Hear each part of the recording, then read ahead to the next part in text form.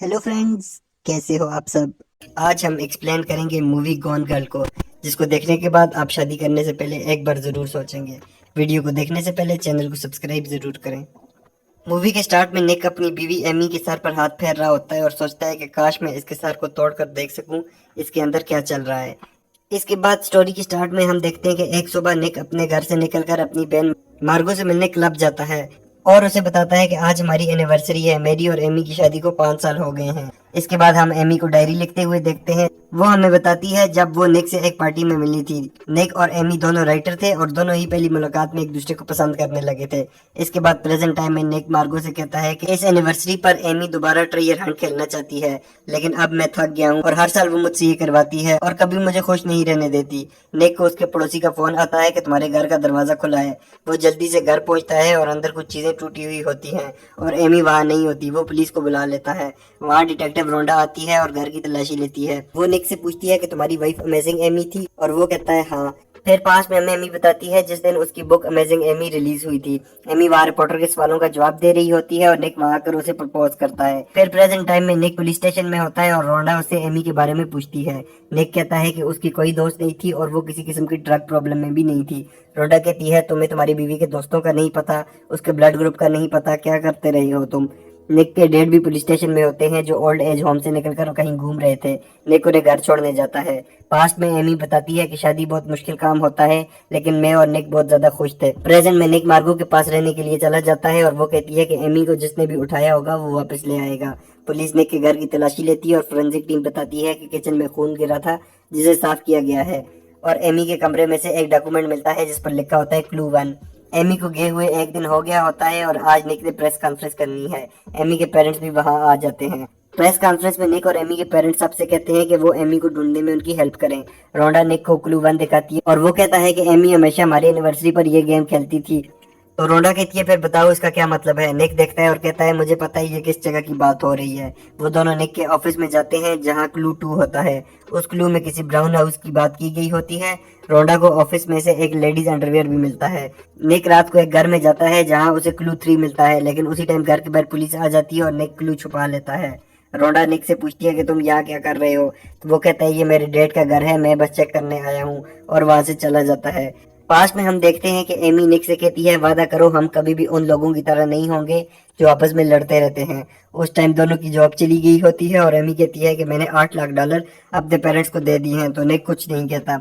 लेकिन कुछ टाइम के बाद निक घर में गेम्स खेल रहा होता है जब एमी आकर उससे कहती है कि कोई जॉब क्यों नहीं ढूंढते। तो वो कहता है क्या मैं कुछ देर गेम भी नहीं खेल सकता। निक फिर एमी को सॉरी कहता है और कहता है बस जॉब ना होने की वजह से मैं परेशान हूँ। तो एमी कहती है तुम्हें जॉब मिल जाएगी।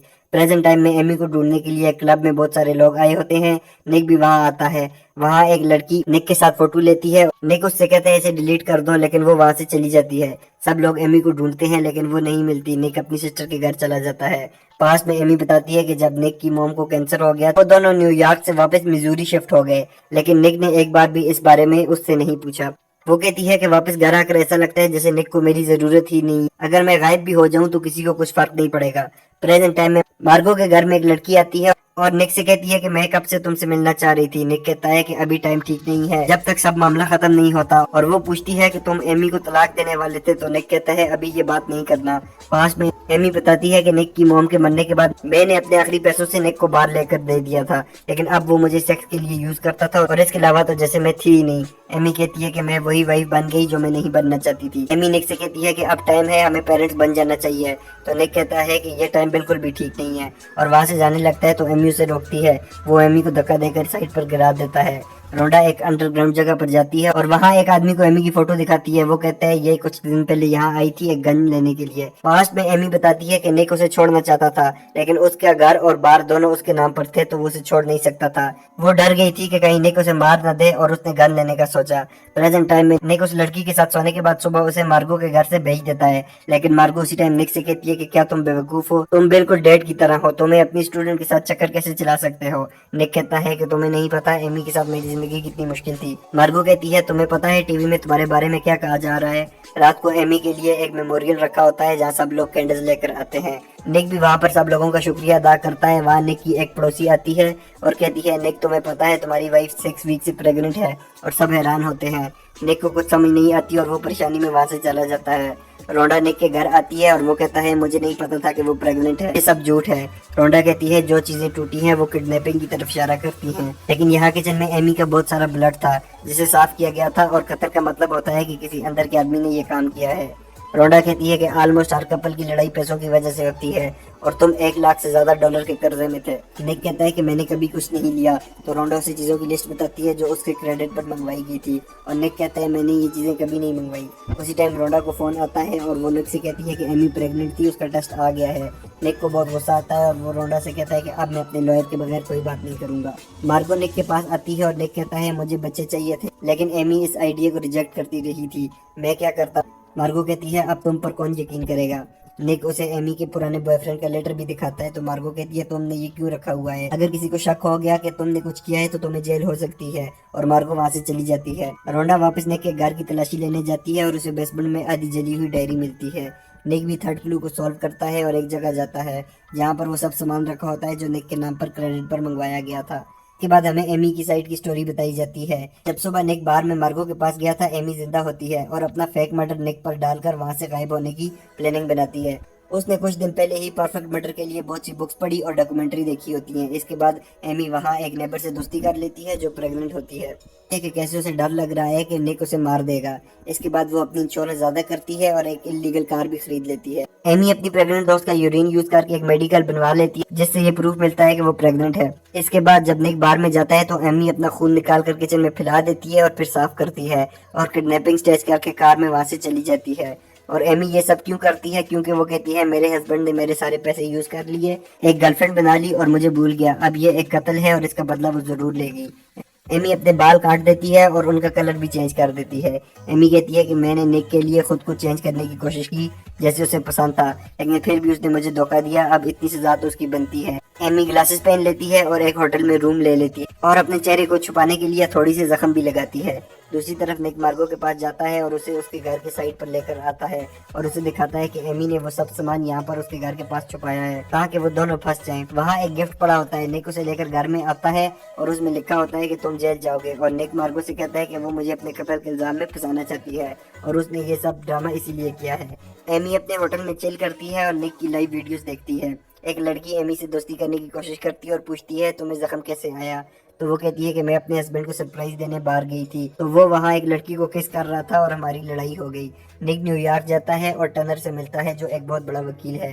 निक टर्नर को सारी बात बताता है और वो हंसता है और कहता है इससे ज्यादा पागलपन मैंने नहीं देखा, मैं तुम्हारा केस जरूर लूंगा। टर्नर कहता है कि इस टाइम पूरा अमेरिका एमी को सपोर्ट कर रहा है, हमें उसके पास से कुछ निकालना होगा। निक कहता है कि उसका एक बॉयफ्रेंड था जिस पर उसने केस कर दिया था। टर्नर कहता है कि उसे जाकर मिलो। निक उससे मिलता है और पूछता है तुम्हारे साथ क्या हुआ था। वो बताता है कि एमी मेरी गर्लफ्रेंड थी, लेकिन उसने मुझे अपना बिजनेस बना दिया और वो हर वक्त मुझे कंट्रोल करना चाहती थी। मैंने उसे छोड़ दिया तो एक दिन वो मेरे घर आई, मैं उसकी बातों में आ गया और हमने सेक्स कर लिया। अगले दिन पुलिस ने मुझे पकड़ लिया। एमी ने खुद को जख्म देकर मुझ पर रेप का इल्जाम लगा दिया था और मैं 8 साल जेल में रहा। एमी टीवी पर अपनी न्यूज सुनती है और पुलिस को कॉल करके कहती है कि मार्गो के घर के पास कोई अजीब सा आदमी घूम रहा है, जाके उसे चेक कर लें। निक एमी की स्टाकर डेजी से जाकर एमी का पूछता है, लेकिन वो निक से कोई बात नहीं करता। एमी उसी लड़की और उसके बॉयफ्रेंड के साथ खेल रही होती है तो उसके पैसों का बैग गिर जाता है और वो दोनों देख लेते हैं। टर्नर निक से कहता है कि तुम्हें टीवी पर जाकर अपने अफेयर का बताना होगा और माफी मांगनी होगी, इससे लोग तुम्हें पसंद करेंगे। एमी के रूम में वो लड़की और उसका बॉयफ्रेंड आते हैं, एमी को मारते हैं और उसके पैसे लेकर चले जाते हैं। टर्नर और मार्गो निक को इंटरव्यू के लिए तैयार करते हैं। एमी एक कैसीनो में डेजी से मिलती है, उसे झूठ की कहानी सुनाती है और वो कहता है मैं तुम्हें अपने लेक हाउस में लेकर जाऊंगा, वहाँ तुम्हें कोई नहीं ढूंढ सकेगा। निक का इंटरव्यू शुरू होने से कुछ टाइम पहले ही निक की गर्लफ्रेंड एमी के पेरेंट के साथ प्रेस कॉन्फ्रेंस करती है और निक और अपने रिलेशनशिप के बारे में बता देती है। टर्नर निक से कहता है कि अभी ये टाइम ठीक नहीं है इंटरव्यू के लिए, लेकिन वो कहता है मैं संभाल लूंगा। इंटरव्यू के बाद निक वापस चला जाता है और टर्नर उससे कहता है कि एक दिन के लिए बाहर नहीं जाना, कल इस इंटरव्यू के एयर होने के बाद सब तुम्हारे साथ हमदर्दी करेंगे। डेजी एमी को घर ले आता है और कहता है यहाँ पर तुम रेस्ट करो, यहाँ पर हर जगह कैमरास लगे हैं, तुम्हें कोई टेंशन नहीं होगी। नेक्स्ट नाइट को निक मार्गो के घर पर आता है और टीवी पर उसका इंटरव्यू चलता है जिसको एमी भी सुनती है। इंटरव्यू के बाद मार्गो कहती है कि लोग तुम्हें अब पसंद कर रहे हैं। उसी टाइम मार्गो के घर के बाहर पुलिस आती है, वहाँ उन्हें वो सब चीजें मिल जाती हैं जो निक के नाम पर मंगवाई गई थी और मार्गो को पुलिस अरेस्ट कर लेती है। निक पुलिस स्टेशन जाता है जहाँ रोंडा उससे कुछ सवाल पूछती है और एमी के कत्ल के लिए उसे अरेस्ट कर लेती है। नेक्स्ट डे डेजी ऑफिस जा रहा होता है तो एमी उसे किस करती है और उसके जाने के बाद अपने पाँव बांधकर जहाँ कैमरास लगे होते हैं वहाँ ऐसे एक्ट करती है जैसे उसे किडनैप किया गया हो। टर्नर निक और मार्गो को जमानत पर रिहाई दिलवा देता है। एमी अपने हाथों को बांधकर उन पर जख्म बनाती है। रात को डेजी के वापस आने पर वो उसे बेडरूम में ले जाती है और उसके साथ सेक्स शुरू कर देती है और इसी दौरान वो उसके गले को काट कर उसे मार देती है। नेक्स्ट डे निक को घर के बाहर से आवाज आती है। वो बाहर जाता है तो देखता है एमी वहाँ आ गई होती है जिसके कपड़े खून से भरे होते हैं और वहाँ सब रिपोर्टर भी मौजूद होते हैं। एमी सबके सामने निक की बाहों में गिरकर बेहोश हो जाती है। डॉक्टर निक को बताते हैं कि उसकी वाइफ का बहुत बार रेप हुआ है। थोड़ा निक से कहती है तुम्हें क्या लगता है, तो वो कहता है ये सब कहानी है। एमी पुलिस वालों को बताती है कि उस दिन सुबह डेजी हमारे घर पर आया और मुझे किडनैप कर लिया और अपने घर में मेरा रेप करता रहा। रोंडा उससे सवाल पूछने लगती है तो उसके सीनियर उसे चुप करवा देते हैं। एमी कहती है कि मैं वापस अपने हस्बैंड के पास जाना चाहती हूँ। निक सबके सामने एमी का हाथ पकड़कर घर लेकर आता है और वहाँ आकर एमी से पूछता है कि मुझे सच बताओ। वो कहती है कि अपने कपड़े उतारो, मुझे यकीन नहीं है कि तुमने कोई वायर न पहनी हो। दोनों शावर में जाते हैं और उसकी कहानी सुनने के बाद निक कहता है कि तुम कातिल हो, तुम ऐसा कैसे कर सकती हो। एमी कहती है मैंने तुम्हें बचाने के लिए ये सब किया है। निक कहता है मैं तुम्हें छोड़ दूंगा। तो एमी कहती है अब इतना कुछ हो गया है, अब तुम अगर मुझे छोड़ोगे तो खुद को बर्बाद कर दोगे। निक एमी से पूछता है क्या तुम माँ बनने वाली थी। तो एमी कहती है मैं अभी भी बन सकती हूँ। लेकिन निक वहाँ से चला जाता है। निक सुबह उठता है और एमी उसे नाश्ता बना कर देती है। निक शॉक्ड होता है कि वो कितनी काम है। मीडिया एमी से पूछता है कि अब आगे तुम लोगों का क्या इरादा है। तो वो कहती है अभी हम अपनी मैरिज पर काम कर रहे हैं। जब दो लोग आपस में प्यार करते हो और फिर भी उनकी मैरिज कामयाब ना हो, ये सबसे बड़ा हादसा होता है। निक की टर्नर से आखिरी मुलाकात होती है और निक कहता है तुम मुझे छोड़कर जा रहे हो, मैं अभी भी खतरे में हूँ। तो टर्नर कहता है तुम्हें बुक और मूवी की डील मिल गई है, तुम्हें एमी का शुक्रिया अदा करना चाहिए, लेकिन याद रखना उसे कभी गुस्सा मत दिलाना। निक रोंडा से पूछता है क्या तुम कुछ कर सकती हो। तो वो कहती है अब ये केस FBI के पास है। एमी निक से कहती है कि डरो नहीं, मैं तुम्हें कुछ नहीं कहूंगी, बस तुम्हें अपने हिस्से का रोल अदा करना है। नेक्स्ट डे एमी और निक का टीवी पर इंटरव्यू होता है। एमी निक से कहती है कि तुम्हारे लिए गिफ्ट लाई हूँ। वो देखता है तो वो प्रेगनेंसी टेस्ट होता है। वो एमी से कहता है कि मैंने तुम्हें हाथ नहीं लगाया, ये सब झूठ है। तो वो कहती है तुम्हारा सैंपल मेरे पास था। निक कहता है मैं तुम्हें छोड़कर जा रहा हूँ। तो एमी कहती है तुम्हारे बच्चे को मैं कभी तुमसे मिलने नहीं दूंगी। तो निक गुस्से में एमी को दीवार पर फेंकता है और कहता है कि तुम बहुत कमीनी हो। तो वो कहती है मुझ कमीनी से ही तुमने शादी की थी। एमी कहती है मैंने तुम्हारे लिए कत्ल किया है, क्या कोई और भी ये बात कह सकता है। आम सी लड़की के साथ तुम कभी भी नहीं रह सकते। निक कहता है मैंने तुमसे प्यार किया था, लेकिन उसके बाद हम दोनों एक दूसरे से नफरत करते थे और एक दूसरे को कंट्रोल करने की कोशिश करते थे। तो एमी कहती है यही शादी होती है। निक इंटरव्यू में कहता है कि हम जल्दी पेरेंट्स बनने वाले हैं। एंड में स्टार्टिंग वाला सीन आता है जहां एमी मुड़कर निक को देखती है और मूवी खत्म हो जाती है। आपको ये मूवी कैसी लगी हमें कमेंट करके जरूर बताएं। वीडियो को लाइक करें। Thanks for watching, please subscribe.